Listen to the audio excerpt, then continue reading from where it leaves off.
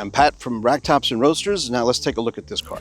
Today we're here to discuss the 1959 Lotus Elite Series One that's undergone a complete restoration.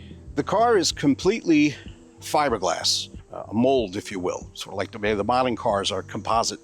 This car is all fiberglass. The front of the car has then what's called an H-frame, which is also been modified to be stronger than what they were originally, encased in the fiberglass itself. The engine sits on that, as well as the front suspension is bolted to that piece. So here we have the engine. This is a Coventry Climax overhead cam 4-cylinder engine.